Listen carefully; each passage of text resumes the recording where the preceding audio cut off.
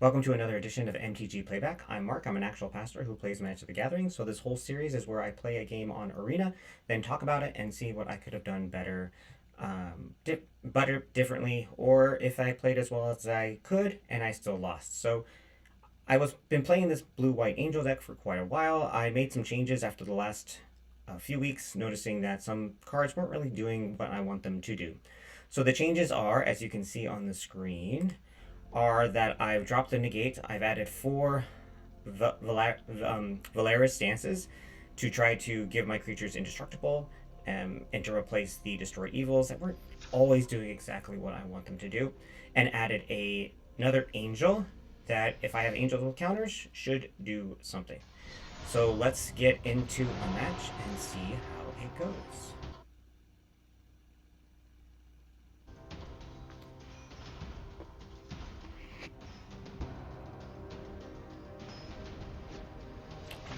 Yeah, it took some time to load this matchup. Let's see what we got. Alright, so this is actually not a bad hand. I've got 3 mana sources, I've got a 2-drop, got a 4-drop, a couple 3-drops, so this is something I can play with. I got my Gata, which is something I always want. And we got a Karn looking at a Karn.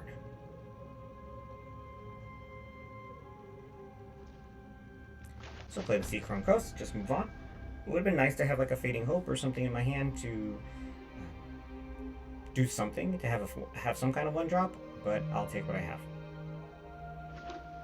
Alright, they're playing a Plains. They're either playing Mono White or Soldiers or something like that. So I kind of know what I'm going for. I decided to bust out the Giada even though I have no protection for it, hoping that it survives.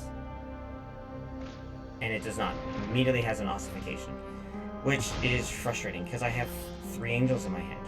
I draw another land, which is fine. I wish I had something else. I decided, you know what, I'm going to start going through my deck. It would be really nice if this was a larger creature, but it's not, and I get another Metropolitan Reformer. I got an angel out on angel, so it's not... Wish I had 2 angels, but I'll take what I can get. Spirited Companion could mean lots of things, but it looks like this is more of a mid-rangey white deck that I'm facing. Alright, I have 4 mana. I have some options. Let's just examining the Wandering Emperor. Against Wandering Emperor is really good for... well, I typically use Wandering Emperor for the tapping, get rid of tapped creatures, which is a bit problematic, and I don't think I played it well. I think I could have done more with the Wandering Emperor, as you'll see in this match. So I play another one, just trying to get another card, trying to get a 1-drop, some kind of protection or something. Again, didn't. It's not great, but it is what it is.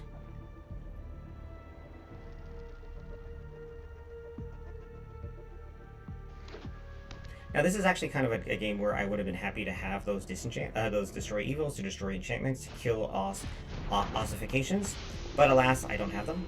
They also have put out their other first flyer, Uninspiring Overseer, and you know, I'm just gonna keep, no need to take damage.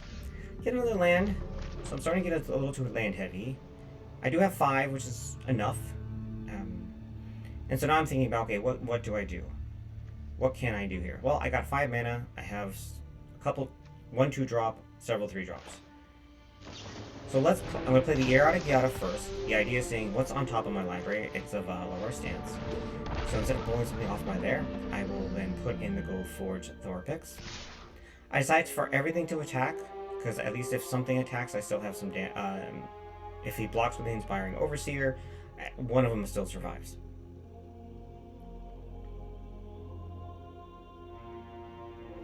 And I have a 1-drop and I have a... So, fine. That seems like an even trade.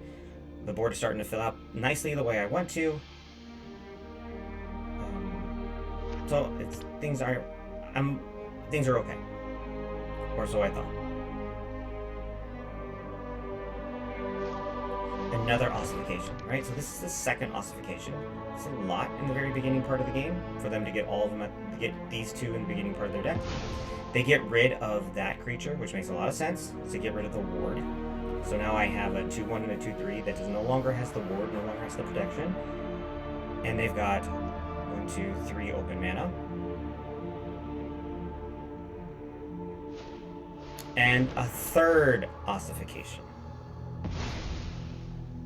This is getting frustrating. However, I do have, in my deck, I do have 4 copies of Catholic Commando. I feel like something should start popping up where I can start using it. Get that Velour stance, which is fine. And then I'm trying to think, okay, what should I do in this case? What should I do? I play the Metropolitan Reformer, keeping 2 mana available, free. Give myself ward, have something that if it damage is done to it, I get more life, so that's something.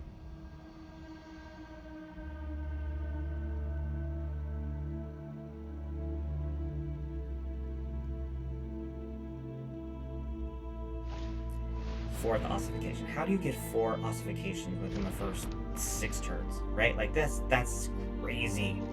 So I have, my entire board has basically been wiped out in ossifications just sitting there. And then this is when they can start building theirs. So first thing is Phyrexian Awakening, which gives them a incubate token, and also gives all their Phyrexians for vigilance, which is going to render Wandering Emperor not as effective as I want it to be. And so this is where I think I made a mistake. Right? I didn't internalize just how ineffective Wandering Emperor was now going to be. I get another land. Now I'm starting to get mana flooded rather than creature flooded. But I still have stuff, right? I still have things. I think a smarter thing now would have been using the Wandering Emperor to pump up the Inspiring Overseer to start making creatures bigger. I also had the option to do all 6, so I have a 5/4. Instead, I decided to do a prototype because I want to keep the Velour stance free. Instead of giving Vigilance, I just give it Lifelink. Maybe you just pump me up some life.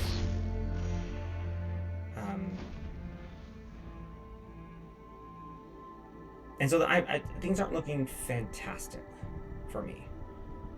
But they're slow, and then we get something big. Alright, so Phyrexian Vindicator comes. Flyers, 5/5. I have something that can handle it. Right, so I have something that can get rid of it pretty quickly. So I'm okay with that. But that does mean a lot of big creatures are on their way out, and I only have 1 Velour stance in my hand. I don't have my Catholic Commandos haven't shown up or anything like that, so and big creatures are going to be not tapped when they attack. So this is a little problematic. Hopefully my next card is something. It's a land. 2 lands in a row. Now see, here's where I think what I should have done. Okay? Is had played my Wandering Emperor. I'm still holding it for tapping so that I can flash it in and exile tap creatures. I think I should have put it out and start giving things +1/+1. Right? Because they're down to 8 life. Alright, then they bring out the Touch of the Spirit Realm, which is then going to exile something. So again, this is now my 5th thing that is removed from the board. And which is really frustrating. My board is empty and I got nothing. So then they play their Inspiring Overseer. It's not a Phyrexian, but it gets them a card, and it basically effectively blocks my flyer. So I'm hoping, come on, I need another creature. I've got a lot more creatures left in my deck. I gotta get something. Catholic Commando would be great here because they're tapped out of mana. Nope, another land. 3 lands in a row. Still thinking about using that Wandering Emperor. I should have used it. Right? Because I could be pumping up. I could at least be putting 2/2 White Samurais on the board. I could be doing something. And I chose not to wait. I waited too long for it.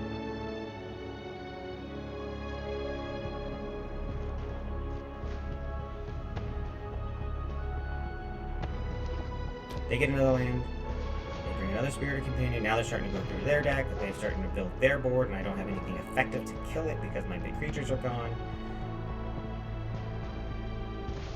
And they get Elesh Norn, which has Vigilance automatically, so it ain't great. It is not great. So I'm hoping for a Velour stance. I'm hoping something big that can wipe it off the board.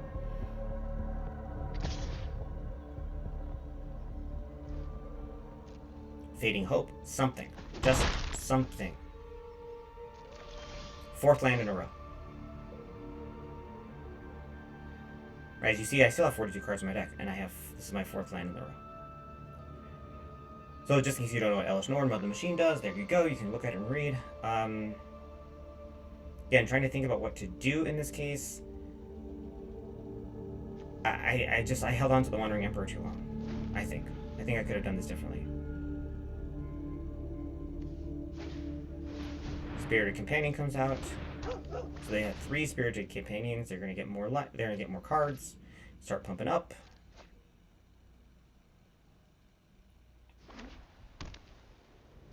So at this point, I probably should have conceded, right? But I'm going to, I try to play as long as I can to see what happens. So I'm thinking about, do I flash this in? Does it make sense to exile a 1/1? No. What I probably should have done, actually, is flash in the Wandering... I could have, again, if I had been holding it too long, flash in the Wandering Emperor, start giving the Inspiring Overseer +1/+1, take rid of one of the Spirited Companions, right? Do something while protecting at the same time. Using my life as a resource, but start wiping out parts of their board.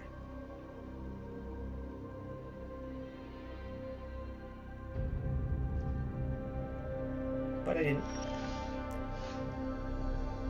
4th land in a row? 5th land in the row? I've lost count. That's how much land is 5th land in the row.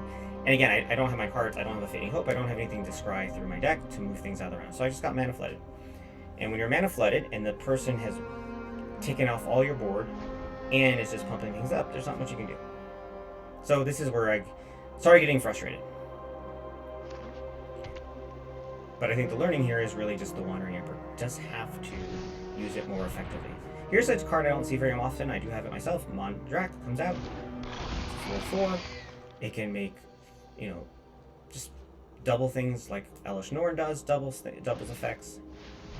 They bring out their big creature. Vigilance. Lots of vigilance. I'm just keep looking and see, is there something? Is there anything? I still have 16 life, so I still, they're not lethal at this point.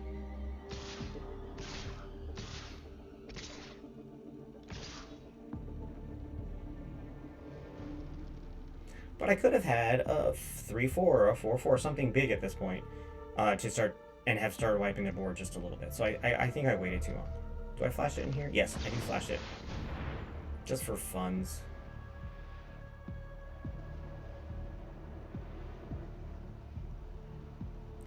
And so I think about, in this case, what could I have done with Wandering Emperor? Right? How could I have used it effectively? Much during my travels. Let me show you. So I decide to give it +1/+1. Like, I should have done this 2 turns ago. I probably would have only gotten 1 off before they started attacking it, but again, it would have just bought some time.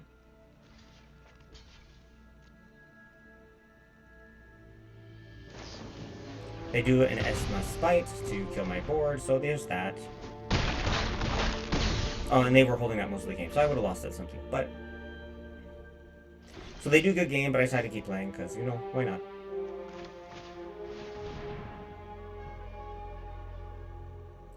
Why not?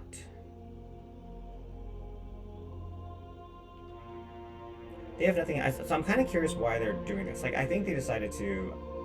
I'm not quite sure if they have a goal where they need to have 20 or 30 lands, or 20 or 30 creatures attacking, or 20 and 30 white spells to cast, because they're being really slow. Like, they have the game. The only thing that would have saved my butt at this point if I had like a Sunfall or something to wipe out their creatures.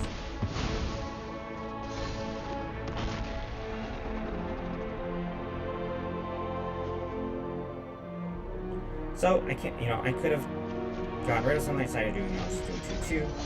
Probably should have given my Gold Clerics +1/+1, so it would have been a 2/4 with lifelink.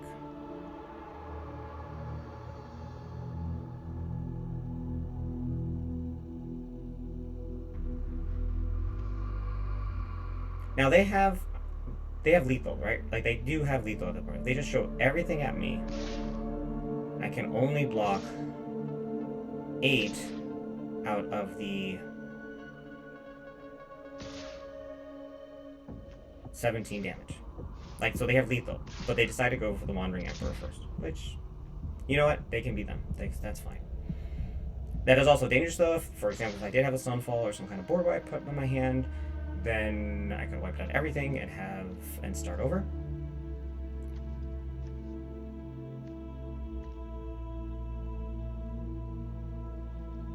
Except for the Mondrak does have a shield token, so that would have survived.